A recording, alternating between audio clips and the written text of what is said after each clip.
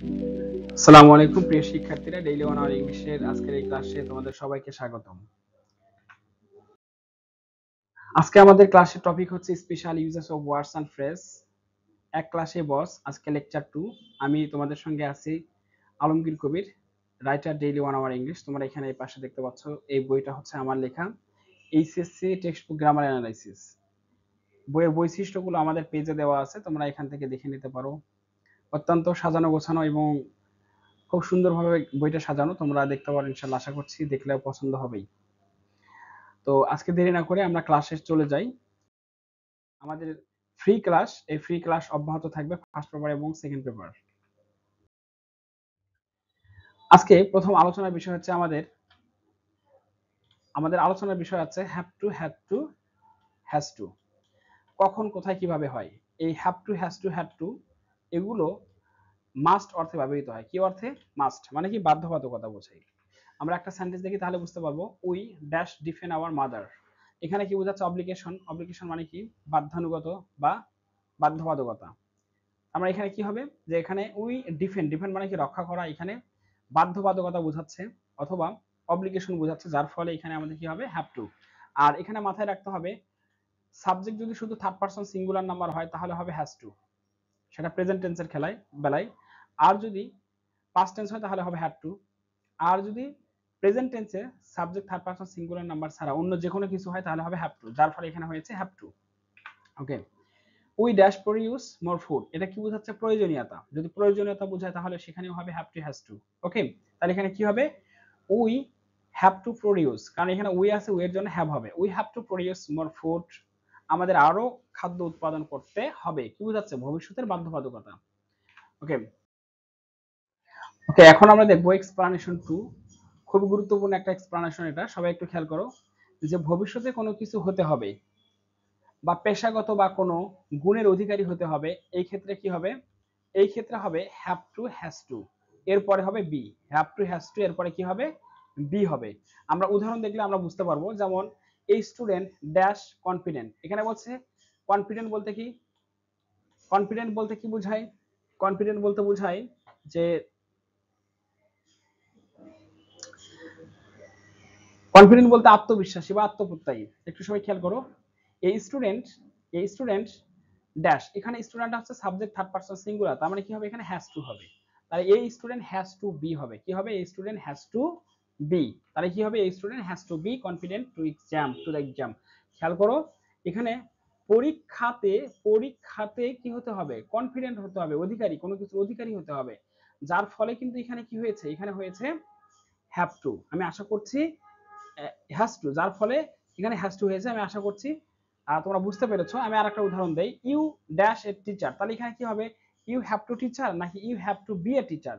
এখানে কিন্তু হবে you have to be a teacher. হ্যাঁ, কারণ তোমাকে একজন শিক্ষক হতে হবে। সেন্টেন্স কারেকশন এগুলো কিন্তু আমরা ছোট ছোট ভুলগুলো করে থাকি। হ্যাঁ, এই ছোট ছোট ভুলগুলো করা যাবে না, খুবই গুরুত্বপূর্ণ মিস্টেক এই ছোট ছোট ভুলগুলো। এগুলো করলে আমাদের পরবর্তীতে আমাদের এগুলো অনেক খারাপ ধরনের ইফেক্ট পড়বে আমাদের পড়াশোনার উপরে। ওকে, এখন আমরা একটু খেয়াল করি এর উত্তর কি হবে। এর উত্তর হবে হ্যাভ টু বি, যে এখানে উত্তর আছে। তারপরে দেখো I I dash an artist, এখানে কি বলছে? আর্টিস্ট হতে হবে। তার মানে কি? একটা গুণের অধিকারী হতে বলতেছে। ঠিক আছে, তার মানে এখানে কি হবে? এই জায়গায় কিন্তু হবে ভাইয়া কি বলতো? এখানে আই হ্যাভ টু বি।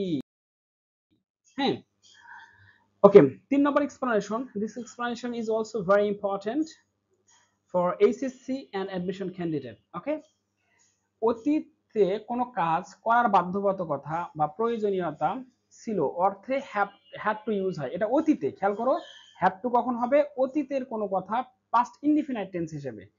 ওকে, আমরা উদাহরণ দেখি তাহলে বুঝতে পারবো। I dash take a taxi to go to college yesterday. তাহলে গতকাল, গতকাল আমার কলেজে যেতে ট্যাক্সি, কলেজে যেতে ট্যাক্সি নেওয়ায়, মানে ট্যাক্সি নিতে হয়েছিল। তাহলে সঠিক বাংলাটা কি হবে? গতকাল কলেজে যেতে আমাকে ট্যাক্সি নিতে হয়েছিল। গতকাল কলেজে যেতে আমাকে কি নিতে হয়েছিল? ট্যাক্সি নিতে হয়েছিল, যার ফলে কি হবে? Had to. যার ফলে কি হবে? যার ফলে হবে হ্যাড টু। আমি আশা করছি এটা তোমরা বুঝতে পেরেছো। ওকে, আর একটা দেখো যে at last I dash memorize the composition, বলছে অতীতের অভ্যাস, অতীতের বাধ্যবাধকতা বা অতীতের প্রয়োজনীয়তা সেটা বোঝাচ্ছে। যে সর্বশেষ আমাকে মুখস্থ করতে হয়েছিল, সর্বশেষ আমাকে কি করতে হয়েছিল, সর্বশেষ আমাকে মুখস্থ করতে হয়েছিল, অতীতের বোঝাচ্ছে। তার মানে এখানে হবে হ্যাড টু। হ্যাজ টু কিন্তু হবে না, আমাদের অর্থ বুঝতে হবে, সেন্টেন্সের মুড বুঝতে হবে, তাহলেই কিন্তু এগুলো আমাদের ভালো পারা যাবে। আমি আশা করছি বুঝতে পারছো তোমরা। হ্যাঁ, ওকে, আমরা 4 নম্বর এক্সপ্লেনেশনটা খেয়াল করি। উপদেশ দেওয়ার জন্য হ্যাভ টু বা হ্যাজ টু ইউজ হয়। ওই যে উপদেশ, যেমন তোমাকে কিন্তু ডাক্তার হতে হবে, এটা যেমন আমাদের কোনো কিছু নিজে হওয়া বা একটা গুণের অধিকারী হওয়ার অর্থে ব্যবহৃত হচ্ছে, আবার এখানেও ব্যবহৃত হচ্ছে। হ্যাঁ, খেয়াল করো, দ্য টাইম ইজ প্রিসিয়াস, সময় হচ্ছে অমূল্য সম্পদ বা অমূল্য বা মূল্যহীন বা খুবই মূল্যবান। সময় খুবই মূল্যবান, প্রিসিয়াস মানে মূল্যবান, যা মূল্য দিয়ে ক্রয় করা যায় না। সো সুতরাং you dash use of time, you dash use it properly, তাহলে তোমাকে এটা সঠিক ব্যবহার করতে হবে। অনেকেই মনে করে যে ভাই এখানে হ্যাড ব্যাটার দিলে কেন হবে না। এখানে তোমাকে বুঝতে হবে যে এখানে বলছে, এখানে তোমাকে একটা কথা বলছে সময় অনেক মূল্যবান, তোমাকে কোনো তোমার শিক্ষক বা কেউ আহ কেউ তোমাকে উপদেশ দিচ্ছে। হ্যাঁ, সেই ক্ষেত্রে কিন্তু এখানে পরেরটাও, এখানে এই যে সো আছে, পরের এখানে বোঝাচ্ছে যে তোমাকে উপদেশ দিচ্ছে। প্রথম অংশ দেখে কিন্তু পরেরটা বোঝা যাচ্ছে, যার ফলে এখানে কি হবে, you have to use it properly, অর্থাৎ তোমাকে এটা ভালোভাবে ব্যবহার করতে হবে, সঠিকভাবে ব্যবহার করতে হবে। খেয়াল করো, তারপরেরটা খেয়াল করি, হেলথ ইজ ওয়েলথ।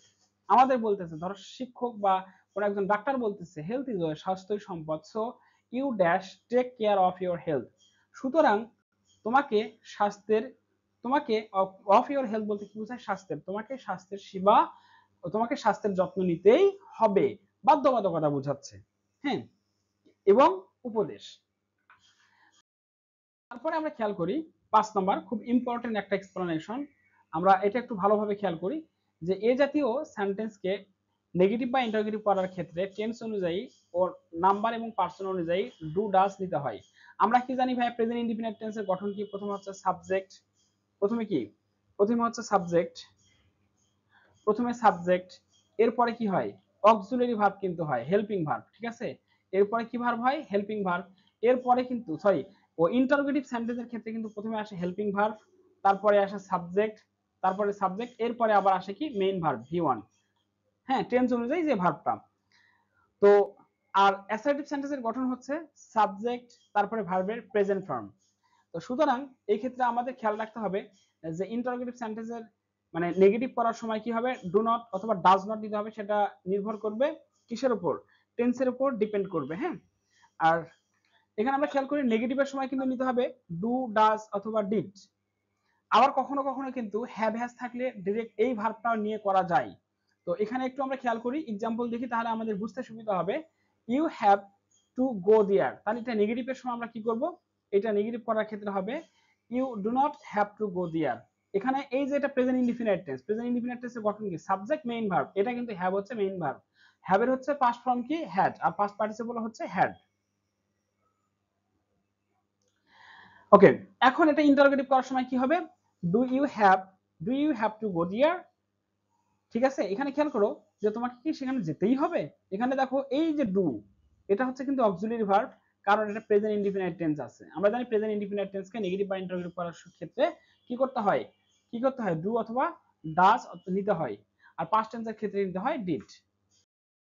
ওকে, এখন আমরা দুইটাই আমরা নৈর্ব্যক্তিক সলভ করি, তাহলে আমরা বুঝতে পারবো যে অ্যাডমিশনে কিভাবে কোশ্চেন হয়। জাহাঙ্গীরনগর বিশ্ববিদ্যালয় এবং চট্টগ্রাম বিশ্ববিদ্যালয়ে আসা একটা কোশ্চেন, খেয়াল করো এখানে তোমরা, যে এই কোশ্চেনটা একটু যদি তোমরা সলভ করতে পারো তাহলেই বুঝতে পারবে যে সঠিক মানে তোমরা এই হ্যাভ টু হ্যাজ টু ইউজটা বুঝতে পেরেছো কিনা। এক নম্বর বলছে আইডেন্টিফাই দ্য কারেক্ট সেন্টেন্স, এখানে কারেক্ট সেন্টেন্স কি হবে, I have to complete the assignment today, I has, he has to. এখানে খেয়াল করো হি হ্যাভ টু, এখানে কিন্তু একটা ভুল, কেন ভুল, কারণ হির পরে হ্যাভ হয় না, হির পরে হয় হ্যাজ। তারপরে দেখো শি হ্যাজ, এখানে এইটুকু ঠিক আছে, she has to complete the assignment today, এটা কিন্তু ঠিক আছে। কেন ঠিক আছে, দেখো শি হচ্ছে, শির পরে শি হচ্ছে সাবজেক্ট থার্ড পারসন সিঙ্গুলার, যার ফলে পরে হবে হ্যাজ। আর পরে দেখো হ্যাড টু, তাহলে হ্যাড টু, হির পরে হ্যাড টু আছে কিন্তু এখানে টুডে আছে, টুডে থাকলে তো হয় প্রেজেন্ট টেন্স, যার ফলে এটা ভুল। আবার দেখো দের পরে হ্যাজ হয় না, দের পরে হ্যাভ হয়, তার মানে সঠিক অ্যান্সার কি হবে, বি।